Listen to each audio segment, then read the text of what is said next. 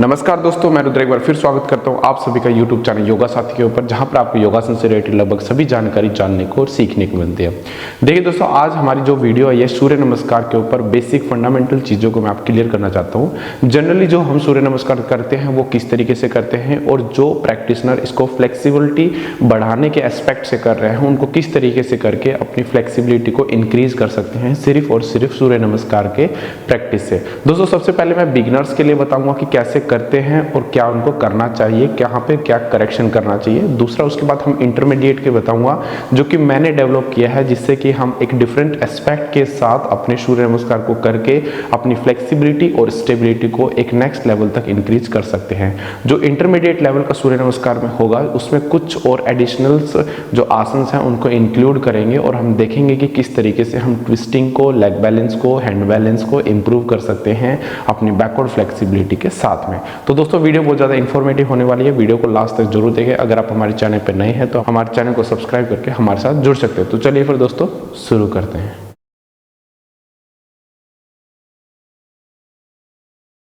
तो दोस्तों, सबसे पहले बात करते हैं बिगिनर्स लेवल के लिए सूर्य नमस्कार की किस तरीके से करना है। देखिए, जनरली सूर्य नमस्कार क्या होता है, हमें लेग्स को इस तरीके से प्रॉपर्ली ज्वाइन करके करना होता है। बट मैं आपको सजेस्ट करूंगा कि आप थोड़ा सा यानी 2, 3 या फिर मैक्सिमम 4 उंगली के डिस्टेंस पे करें ताकि आप पीक लेवल तक इसको स्ट्रेच कर सकें। जनरली हम जो सूर्य नमस्कार करते हैं वो क्या करते हैं, जैसे 1 नंबर किया, 2 नंबर यहाँ किया, फिर 3 नंबर हमने ये किया, 4 नंबर पे ये किया, 5 पे हम पर्वत आसन करते हैं या फिर बहुत सारे प्लैंक पोज को भी करते हैं। 6 पे नी को नीचे रख के चेस्ट नीचे लेके जाते हैं। 7 पे लेग्स को फ्लैट करके हल्का सा ऊपर उठा जाता है। 8 पे हम पर्वत आसन करते हैं। 9 में हम राइट लेग को आगे लेकर आते हैं। 10 पादस्थ आसन करते हैं। 11 नंबर पे बैकवर्ड बेंडिंग करते हैं। 12 नंबर पे नमस्कार। अगर आप इसको इसी जनरल वे में करेंगे तो इसके इतने बेनिफिट्स नहीं है। देखिए, एक थेराप्यूटिक बेनिफिट्स के लिए आप कर रहे हैं वो एक अलग एस्पेक्ट हो जाता है, बट अगर आप फ्लेक्सिबिलिटी के एस्पेक्ट से इसको कर रहे हैं तो इतना स्ट्रेच करके इसको हम फायदा नहीं उठाया जा सकता। तो मैं आप लोगों को बताऊंगा कि किस तरीके से हम थोड़ा सा इंटेंस वे में इसको लेकर जाना है ताकि बिगिनर से इंटरमीडिएट की तरफ आप जब जा रहे हो तो सूर्य नमस्कार वार्म अप में आपको प्रॉपरली हेल्प करे। देखिए, बस बात क्या है कि कैसे आप इसको अप्रोच करते हैं, ठीक है। एक इस चीज को हमें समझना होगा कि हम किस तरीके से इसको अप्रोच करते हैं कि हमारी बॉडी की एबिलिटी को इंक्रीज करने के लिए हेल्प करे, चाहे वो बेंडिंग हो, चाहे वो फॉरवर्ड हो, चाहे लेग बैलेंस हो, चाहे ट्विस्टिंग हो, ठीक है। देखिए, 1 नंबर पोजीशन मैंने जैसे कि बताया कि 2 उंगली या 3 उंगली या फिर मैक्सिमम 4 उंगली के डिस्टेंस पे कीजिए। 4 उंगली इसलिए बोल रहा हूँ क्योंकि बहुत सारे जो एज्ड प्रैक्टिशनर होते हैं जिनकी उम्र 35, 40 या 45 या 50 होता है, वो लेग्स ज्वाइन करके करते हैं तो वो स्ट्रेच नहीं कर पाएंगे। उनका पूरा का पूरा जो ध्यान है वो सिर्फ बैलेंसिंग पे रहेगा, क्योंकि जब आप डीप लेवल पे स्ट्रेच कर रहे हैं और लेग्स ज्वाइन है तो बैलेंस करना इनिशियली थोड़ा डिफिकल्ट होता है। बट परफेक्ट तो यही है कि आप ज्वाइन करके करें, बट मैं इनिशियली स्टेज में बता रहा हूँ कि आप छोटा सा मॉडिफिकेशन के साथ कीजिए ताकि स्ट्रेचिंग में हेल्प मिले और बाद में उसको धीरे धीरे मिनिमाइज कीजिए। तो मैं आपको 4 उंगली का बता देता हूं कि आपने जैसे कि 4 उंगली का डिस्टेंस लिया, ये देखिए, और अब इस डिस्टेंस पे कर रहे हैं तो आप इस डिस्टेंस पे मैक्सिमम लेवल तक स्ट्रेच कर सकते हैं, तो बैलेंसिंग में बहुत ज्यादा आपको डिफिकल्टी नहीं आएगी, ठीक है। अब ये 1 नंबर पोजीशन हमने सिंपल नमस्कार मुद्रा किया, ठीक है। अब जब आप 2 नंबर पे जा रहे हैं तो सबसे पहले ऊपर हाथ स्ट्रेच कीजिए, फिर इसको बेंडिंग करें। अब हो सकता है कि बहुत सारे प्रैक्टिशनर इनिशियली ही बहुत ज्यादा इस तरीके से बेंड कर सकते हैं, बट मैं आपको सजेस्ट करूंगा कि स्टार्टिंग के सूर्य नमस्कार, मान लो अगर आप 12 बार सूर्य नमस्कार डेली कर रहे हैं तो स्टार्टिंग के 6 सूर्य नमस्कार में आपको डीप नहीं जाना। डीप जाने की बजाय स्टेबिलिटी पर फोकस करना है। स्टेबिलिटी पर कैसे फोकस करेंगे, जैसे कि आपने हाथ ऊपर स्ट्रेच किया तो ये जो हेड है आपका इन बिटवीन द हैंड्स रहना चाहिए। ये हाथ जो है वो, ये हाथ ज्यादा पीछे जा रहे हैं, गर्दन आगे है या फिर गर्दन पीछे है, हाथ ऊपर है, ऐसे नहीं होना चाहिए। ये बहुत ज्यादा मैटर करता है कि आप अलाइनमेंट क्या है, बॉडी की अलाइनमेंट के साथ अगर आप स्ट्रेचिंग करते हैं तो वो फर्दर आसन में बहुत ज्यादा हेल्प करते हैं। तो यहाँ पे 1 नंबर पे ऊपर स्ट्रेच किया और यहाँ पे हल्का सा बैकवर्ड बेंडिंग करके यहाँ पे होल्डिंग किया। आप जब इस पोजीशन पे होल्ड करते हैं तो आपको यहाँ पे कंपन भी फील होगा, बट ठीक है, वहाँ पे वीकनेस है, थोड़ा सा आपको एडजस्ट करने में बॉडी को बहुत ज़्यादा पावर लग रही है, इसलिए वहाँ पे आपको कंपन फील हो रहा है। बट विद द टाइम जैसे जैसे आप इसकी प्रैक्टिस करेंगे आपको धीरे धीरे स्ट्रेंथ भी डेवलप होगा और आप ज़्यादा से ज़्यादा डीप जाने के लिए आपकी बैक भी रेडी रहेगी, कोर भी आपका स्ट्रॉन्ग हो जाएगा, ठीक है। तो आपने 6 बार मान लो यहाँ पर आके किया, उसके बाद अगले 6 बार कोशिश करना है कि और डीप बेंडिंग हो। अब जो कि बिगिनर्स लेवल के प्रैक्टिशनर गलती करते हैं, जब आप बॉडी बैंड कर रहे होते हैं तो हम इस वाले पोर्शन को बहुत ज़्यादा फॉरवर्ड ले जाते हैं और नी को हल्का सा बैंड कर लेते हैं। एक बात याद रखिए, सूर्य नमस्कार के 2 नंबर यानी हस्तोत्थानासन की पोजीशन में अगर नी हल्के से भी बैंड हो गए ना तो फिर आपका जो बैक पे स्ट्रेचिंग जाना चाहिए वो बिल्कुल ही खत्म हो जाता है। मतलब 10 से 20% स्ट्रेचिंग रह जाता है, बाकी सभी नी बैंड करने की वजह से आपका प्रेशर मिनिमाइज हो जाता है। तो आप चाहे इतना करो, चाहे इतना करो, चाहे पूरा डीप जाओ, नी 1 इंच भी आपको बैंड नहीं करना। नी के ऊपर आपका स्पेशल फोकस होना चाहिए 2 नंबर की पोजीशन में। अब बहुत सारे प्रैक्टिशनर ब्रीदिंग के ऊपर भी पूछते हैं। सूर्य नमस्कार में 2 नंबर की पोजीशन जहां पे चेस्ट एक्सपैंड हो रहा है वहां पे ब्रीदिंग होगा। 2 नंबर, 4 नंबर, 7 नंबर और 9 नंबर और 11 नंबर, इन नंबर की पोजीशंस में जो भी है वहां पे हमारे ब्रीदिंग होता है। बाकी में एक्सहेल होता है और जो 6 नंबर की पोजीशन होता है वो इनहेल एंड एक्सहेल होता है। ठीक है, आपको होल्ड नहीं करना। अगर आप सूर्य नमस्कार जैसे नॉर्मल रूटीन से कर रहे हैं 1 2 3 4 कर रहे हैं तब आप इनहेल एक्सहेल कर सकते हैं, बट आप होल्डिंग के साथ कर रहे हैं तब आपको नॉर्मल ब्रीदिंग करना है, जैसे मैं आपको अभी होल्डिंग के साथ बता रहा हूँ। जैसे कि यहाँ पे 1 किया, 2 नंबर पे हमने स्ट्रेच किया इनहेल करके, उसके बाद यहाँ पे हमें नॉर्मल ब्रीदिंग करना है। ठीक है, अब जब 3 नंबर पे आना है तो इनहेल करते हुए ऊपर आइए, तब 3 नंबर की पोजीशन समझिए। हमने यहाँ पे स्ट्रेच किया, अब हम जनरली क्या करते हैं कि यहाँ पे 2 नंबर से आगे एंड 3 नंबर में सीधा जा रहे हैं, ये मत जाओ, इससे स्ट्रेचिंग उतनी इंप्रूव नहीं हो गई। और इसकी बजाय क्या करना है, यहाँ से ऊपर आओ, 1 सेकंड पोज लेके ये बैक स्ट्रेच करते हुए आओ। अब बहुत सारे बिगिनर प्रैक्टिशनर क्या होगा कि वो हाथ को डायरेक्टली जमीन पे नहीं रख सकते। यहाँ पे दोस्तों कॉन्सेप्ट ये नहीं है कि आप हाथों को यहाँ रखेंगे या यहाँ रख सकते, कॉन्सेप्ट ये रहता है कि आप बैक कहाँ पे स्ट्रेट हो रही है। अगर आपकी बैक यहाँ पर आने पे स्ट्रेट हो रही है तो यहाँ पे होल्ड करो, यहाँ पे डिफिकल्ट है तो हाथ यहाँ भी रख सकते हो आप हल्के से, लेकिन बैक को पुल करना, धीरे धीरे यहाँ लेके जाओ, बैक पुल करो। ठीक है, ये हंच मत बनाओ, इसको पुल करो, फिर यहाँ लेकर जाओ, फिर बैक को अपनी स्ट्रेट रखो और फिर धीरे धीरे धीरे धीरे ऐसे करके नीचे लेके जाना है। मतलब चाहे आप हाथों को यहाँ रखो या यहाँ रखो या चाहे ब्रिक्स के ऊपर रखो, कोई भी रखो, बट बैक को स्ट्रेट रखो। देखिए intensity with the time increase हो जाता है, लेकिन अलाइनमेंट पर अगर आपने स्टार्टिंग से फोकस नहीं किया तो इंटेंसिटी भले ही बढ़ जाए, अलाइनमेंट गलत होने की वजह से आप पोस्चर में डिफॉर्मेशन लेकर आते हैं, पोस्चर आपका क्लियर नहीं हो पाता। जब आप एडवांस आसन करेंगे तो वो पोस्चर में जो सुंदरता दिखनी चाहिए, जो शाइनिंग दिखनी चाहिए, वो नहीं दिखता। इसलिए हमें बेसिक्स पर ज्यादा वर्क करना है विद द अलाइनमेंट, तो वो स्टेबिलिटी देता है हमारे एडवांस के लिए। तो 3 नंबर की पोजीशन पे चाहे आप ब्रिक्स के ऊपर हाथ रख लो और बैक को स्ट्रेट करो, चाहे आप यहाँ पे हाथ रखो लेकिन बैक को स्ट्रेट करो। जैसे ही आप बैक स्ट्रेट करने लगते हैं आपके हैमस्ट्रिंग के मसल्स पूरे स्ट्रेच हो जाते हैं। याद रखिए, नीचे जाने के लिए आपको लेग्स बैंड नहीं करने, कमर में हंच नहीं बनाना। आप यहाँ पे रह सकते हैं तो यहीं पे ब्रिक्स को रख के कीजिए, बट अपने बॉडी को पूरा इस तरीके से स्ट्रेच करके रखें। देखिए, जो मैंने पादहस्तासन में ब्रिक्स की हेल्प से बताया था वो इस तरीके से था कि आप ब्रिक्स को इस तरीके से रख के बैक को इस तरीके से स्ट्रेट कर सकते हैं। अगर यहाँ पर आपकी बैक स्ट्रेट हो गई है, अब आप स्ट्रेच कर सकते हैं, तो अपने ब्रिक्स को ऐसे रखो और भी नीचे ले जाकर अपने बैक को स्ट्रेट करो। अगर यहाँ पे भी इजी हो रहा है तो ब्रिक्स को ऐसे रखिए और यहाँ पे स्ट्रेट कीजिए, और जैसे जैसे टाइम बीतता जाए और आपकी फ्लेक्सिबिलिटी बढ़ती जाए आप अपने हाथों को रखिए और बैक स्ट्रेट कीजिए। ठीक है, तो ये हमारी 3 नंबर की पोजीशन थी।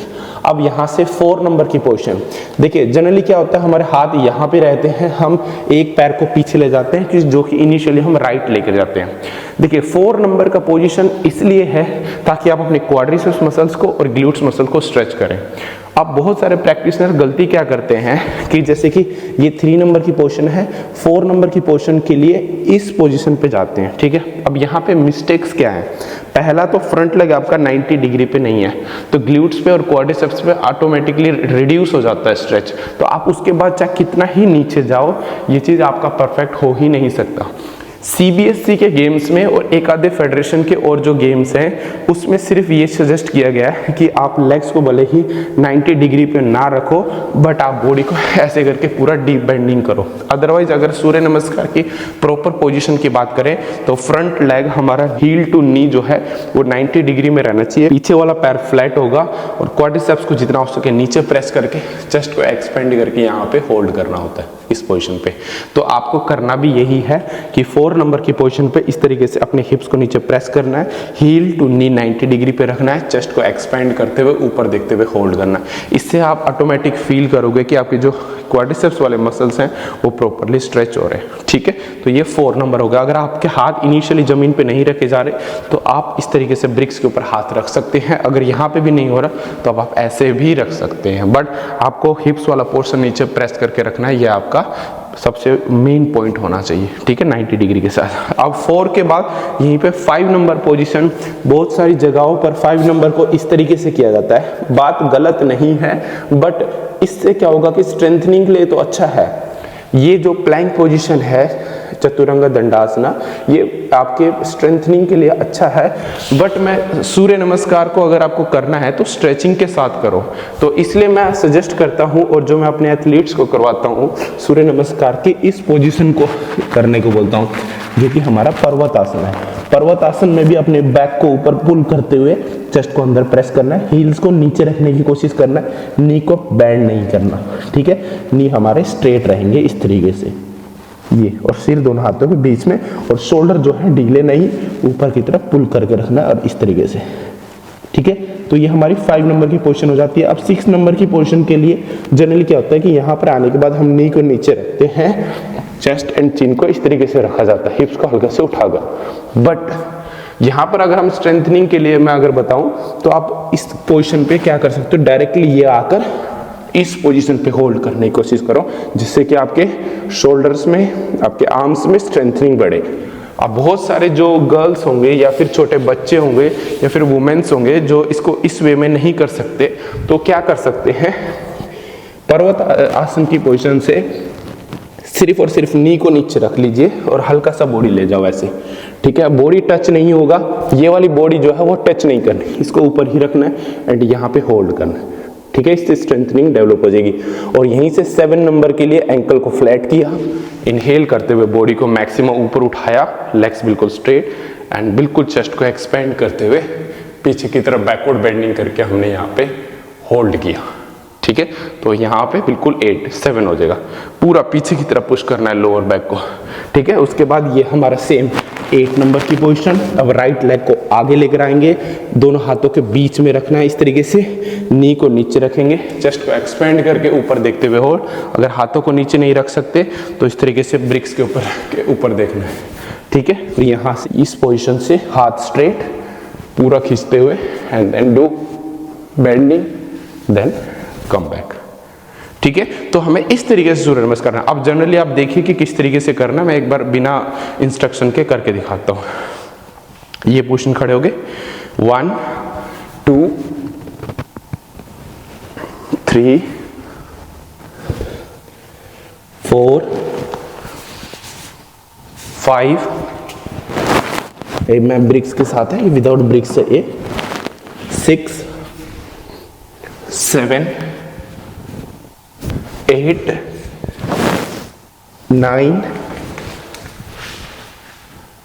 10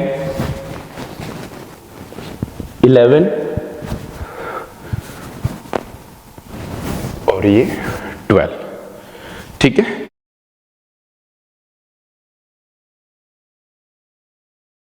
तो ये बिगिनर्स लेवल का सूर्य नमस्कार है। इसकी प्रैक्टिस करके आप अपनी बॉडी को वार्म अप कर सकते हैं और इंटरमीडिएट के लिए तैयार हो सकते हैं। जब आप इसको 20 से 25 बार नॉन स्टॉप करने लग जाओ तब आप इसको होल्डिंग के साथ भी करो।